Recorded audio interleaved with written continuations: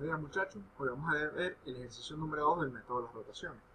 Como sé que ya se familiarizaron con la metodología para resolver ejercicios y ya revisaron el primer ejercicio, vamos a ahora ver el segundo ejercicio, donde lo que vamos a agregarle es ver cómo trabajamos cuando tenemos cambios de temperatura constantes, es decir, cambios de temperatura a lo largo de toda la barra y asentamientos en los nodos.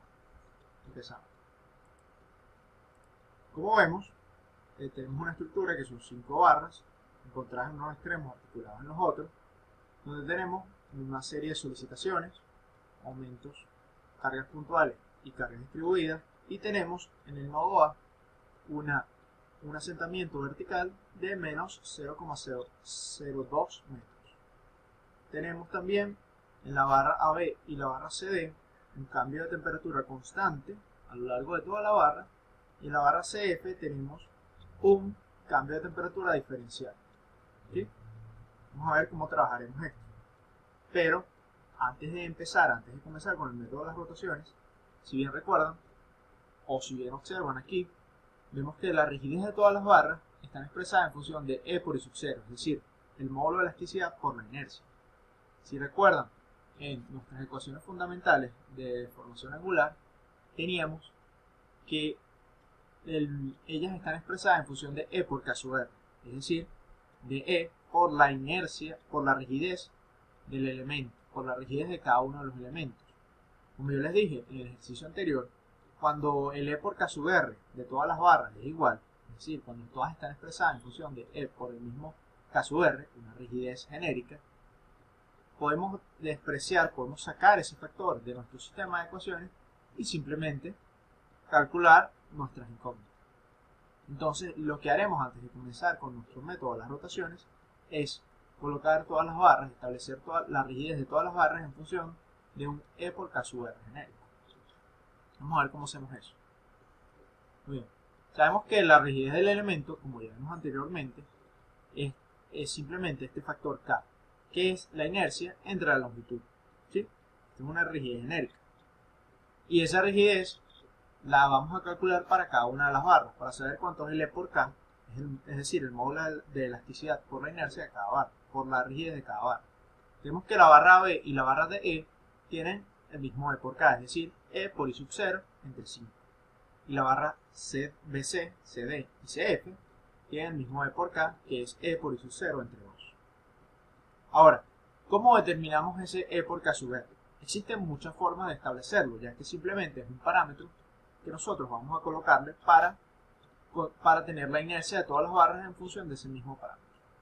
Entonces, para calcularlo, lo que vamos a hacer nosotros es dividir la inercia, la rigidez de cada barra, es decir, el E por K, entre la rigidez de la barra de menor rigidez, es decir, el E por K menor de todas las barras. En este caso, el E por K menor es el de la barra B o el de la barra D, que es E por I sub 0 entre 5. Y ese factor, esa constante que nos va a quedar, la vamos a multiplicar por el E por K sub R. Y de esa manera vamos a tener el E por K sub R de cada barra. Como vemos, si lo hacemos para la barra AB y la barra DE, estamos dividiendo entre el mismo factor. Por lo tanto, la adición nos da 1 y nos da que el E por K sub R de la barra B y DE es simplemente E por K sub R. Para las barras BC, CD y CF, simplemente nos da 5 medios de E por K sub R. ¿Qué logramos con esto? Logramos que todas las barras estén en función de una misma rigidez, mismo parámetro que cuando hagamos nuestro sistema de ecuaciones podremos expresar. Entonces, ya que tenemos todos los E por K sub R, todas las barras en función de E por K sub R, ahora lo que nos queda es comenzar con nuestro método de rotación. Y empezamos por el primer paso. ¿Cuál era nuestro primer paso? Bueno, determinar los grados de hipergeometría del sistema, de la estructura, y determinar dónde estaban o dónde vamos a colocar esas coordenadas y cuáles van a ser nuestras incógnitas, las incógnitas con las que vamos a trabajar. En este caso, si bien vemos, la estructura presenta 7 grados de hipergeometría. ¿Cuáles son esos 7 grados de hipergeometría? Tenemos 6 rotaciones independientes, 2 en el nodo B, al ser una articulación, 2 en el nodo D, una articulación, una en el nodo E, que también es articulación, y una rotación independiente en el nodo C, que es una junta completa, junta rígida. ¿Qué ocurre? aparte de esos 6 grados de rotaciones independientes, tenemos un grado que va a ser un desplazamiento independiente, como vemos aquí en esta imagen. ¿Sí? ¿Qué ocurre? Aunque tenemos los 6 grados de los 7 grados de hipergeometría, nosotros como incógnitas vamos solamente a tener 2. Si os recuerdan del ejercicio anterior, habíamos establecido que las rotaciones en las articulaciones no las consideramos como incógnitas porque sabemos cuánto va a ser de manera preliminar el momento ahí. Por lo tanto, no nos interesa calcular esa rotación. Simplemente, las únicas dos incógnitas que vamos a tener son estas dos que tenemos aquí establecidas. Θc, es decir, la rotación del nodo C, y una incógnita que va a venir del desplazamiento independiente. ¿Sí? Sabemos que ese desplazamiento independiente, de ese desplazamiento independiente vamos a obtener una incógnita alfa, que es simplemente una incógnita que nos relaciona las rotaciones como cuerpo rígido, es decir, las rotaciones de cuerda de todas las barras, cuando ocurre ese desplazamiento. Ahora, sabemos cuántos son los grados de hipergeometría, sabemos cuáles son nuestras dos incógnitas, θc y alfa. Lo único que nos queda es ver cómo restringimos esas dos incógnitas, es decir, dónde vamos a establecer nuestras dos coordenadas. Sabemos que simplemente θc la vamos a restringir, o la incógnita va a estar en la rotación, es decir, colocamos un vínculo para restringir la rotación del nodo C. Y el grado de desplazabilidad que va a ser establecido por alfa lo podemos restringir, bueno, o colocando un patín horizontal en el nodo B, como hice yo aquí en esta imagen, o podríamos también, si vemos aquí la imagen, colocar un patín vertical en el nodo B o un patín horizontal en el nodo C. Cualquiera de estas tres opciones nos permiten bloquear, nos permiten restringir ese grado de desplazabilidad y servirían para colocar nuestra coordenada. Ahora, una vez que establecimos todo esto, tenemos el paso 1 completo, vamos con nuestro paso 2. En el paso 2 tenemos que calcular los momentos tanto para el sistema primario como para el sistema complementario. Así que vamos a comenzar con nuestro sistema primario. ¿Qué sabemos del sistema primario?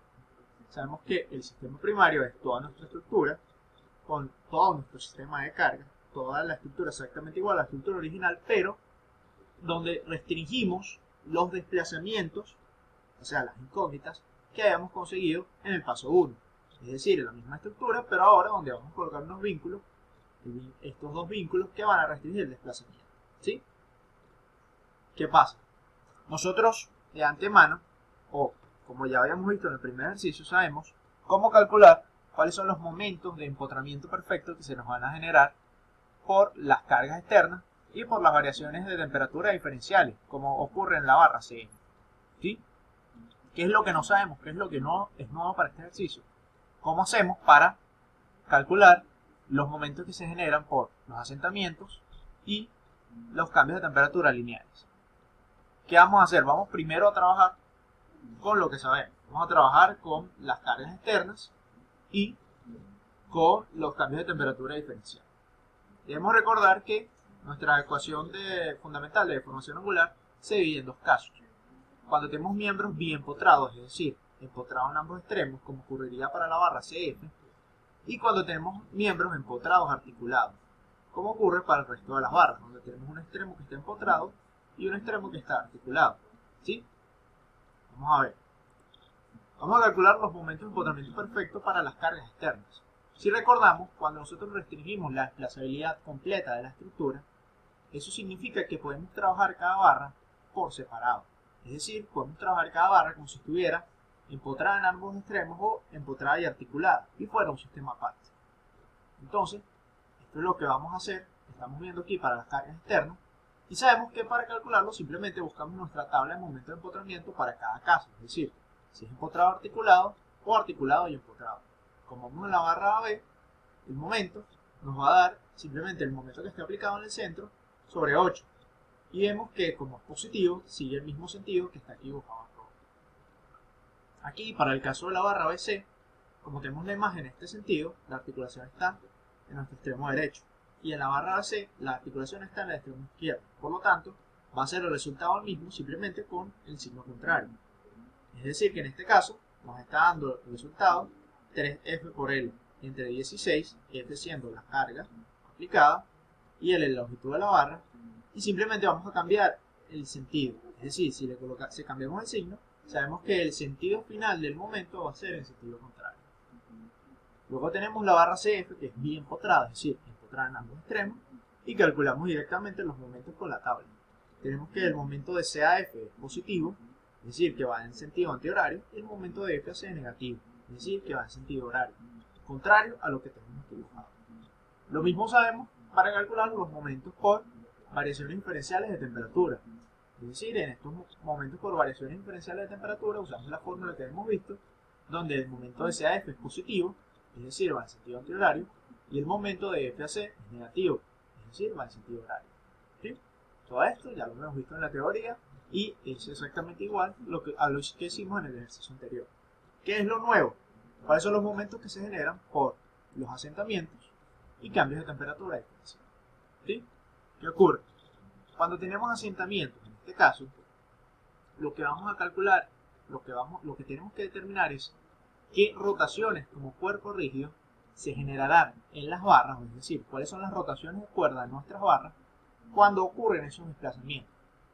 Ahora, ustedes deben pensar, pero ¿por qué se generan desplazamientos si se supone que la desplazabilidad de nuestra estructura va a estar restringida?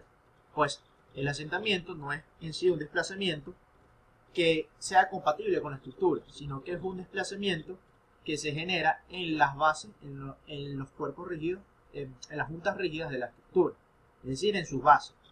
Entonces, básicamente lo que tenemos que hacer es, ya conociendo nuestra estructura en el sistema primario, es decir, nuestra estructura con su desplazabilidad restringida, tenemos que permitir el desplazamiento en la junta rígida donde esté el asentamiento. En este caso va a ser un asentamiento vertical en la junta A, por lo que la junta rígida a tierra, el empotramiento a tierra, lo vamos a cambiar por un patín empotrado. ¿Sí? Entonces simplemente cambiamos esa junta a un patín empotrado que permita ese asentamiento y vamos a darle el asentamiento que lo conocemos, que es simplemente menos 0,002 metros. Cuando nosotros le damos ese asentamiento, ese desplazamiento, tenemos que simplemente mover nuestra estructura con la compatibilidad, considerando que él es rígida, todas las barras de la estructura son rígidas axialmente, y vemos cuál va a ser la rotación como cuerpo rígido que se genera en nuestras barras. ¿Por qué solo rotación como cuerpo rígido? Porque si recuerdan, todas las rotaciones de junta están restringidas al ser nuestro sistema primario, ¿sí? Donde restringimos toda la rotación de junta. Por eso lo único que se puede generar son rotaciones como cuerpo rígido.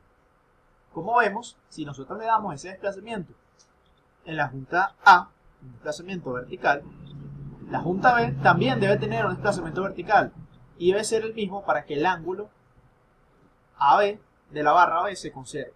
Y en ese caso, cuando bajamos la junta B, hacer un desplazamiento perpendicular a la barra BC, el desplazamiento es permitido y simplemente va a generar una rotación de cuerda, una rotación como cuerpo rígido en la barra BC.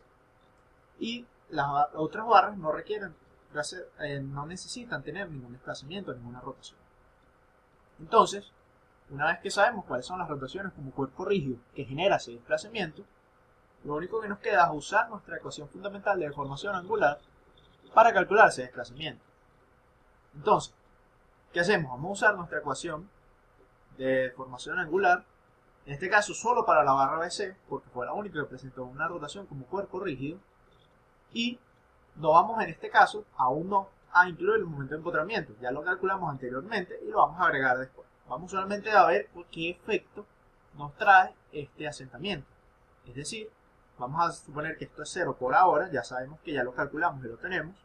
Sabemos que la rotación en todos los nodos es 0 y solamente tenemos la rotación como cuerpo rígido. ¿Sí? Si nosotros insertamos aquí la rotación como cuerpo rígido, el E por K sub R, que sabemos que es 5 medios de E por K sub R, la rotación, el momento total que se nos genera en el extremo C, es decir, el momento de CAB, que se genera solamente por el asentamiento de 0,02 metros, es menos 5 tercios en toneladas metros. ¿Sí?